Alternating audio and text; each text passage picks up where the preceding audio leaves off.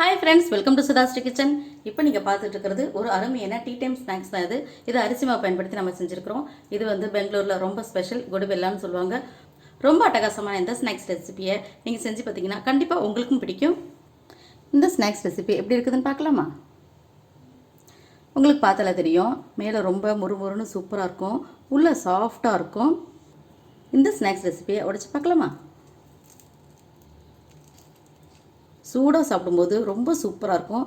இதை நம்ம tea time ஸ்நாக்ஸாக செய்யலாம். குழந்தைங்க ரொம்ப விரும்பி சாப்பிடுவாங்க. இது எப்படி செய்கிறதுன்னு வீடியோக்குள்ளே போய் பார்க்கலாமா? இதுக்கு நம்ம சாஸ் தொட்டு வச்சு சாப்பிட்டாலும் ரொம்ப நல்லாயிருக்கும். அரிசி மாவை பயன்படுத்தி இன்றைக்கி நம்ம செய்ய போகிற ஒரு அருமையான ஸ்நாக்ஸ் ரெசிபிக்கு முதல்ல ஒரு கப்பு மோர், கடைஞ்ச மோர் எடுத்து இப்படி வானிலையில் சேர்த்துக்கணும். அரை ஸ்பூனுக்கு சீரகம், ஒரு 7 பச்சை மிளகாய் எடுத்து இந்த மாதிரி நான் மிக்சியில் போட்டு நல்லா நசுக்கி வச்சுருக்கேன். அதையும் சேர்த்துக்கலாம். கருவேப்பிலை, கொத்தமல்லி சின்ன சின்னதாக கட் பண்ணி வச்சுருக்கேன், அதையும் சேர்த்துக்கலாம். கொஞ்சமாக பெருங்காயம், தேவையான அளவுக்கு உப்பு. நம்ம சேர்த்த மோர் நல்லா அப்படி கொதித்து வரணும். ரொம்ப அருமையான சூப்பரான ஸ்நாக்ஸ் ரெசிபி இது. நல்லா சுட சுட செஞ்சு சாப்பிடும்போது அவ்வளோ டேஸ்ட்டாக இருக்கும். இப்போ மோர் நல்லா கொதித்து வந்துடுச்சு. இப்போ இது கூட நம்ம 1 கப் மோர் எடுத்தால அதேமாதிரி 1 கப்புக்கு அரிசி மாவு சேர்க்கணும். கொஞ்சம் கொஞ்சமாக சேர்த்து கைவிடாமல் இப்படி கலந்துக்கலாம்.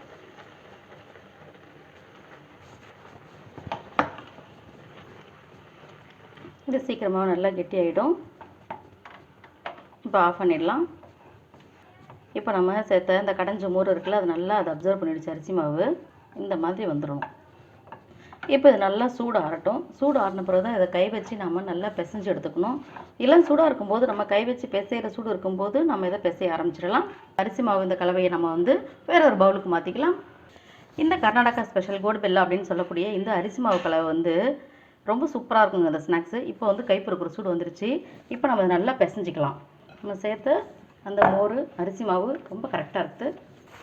கொஞ்சமாக கையில் ஆயில் அப்ளை பண்ணிவிட்டு நம்ம பிசைஞ்சோம்னா இன்னும் நல்லா ஒட்டாமல் நல்லா வரும்.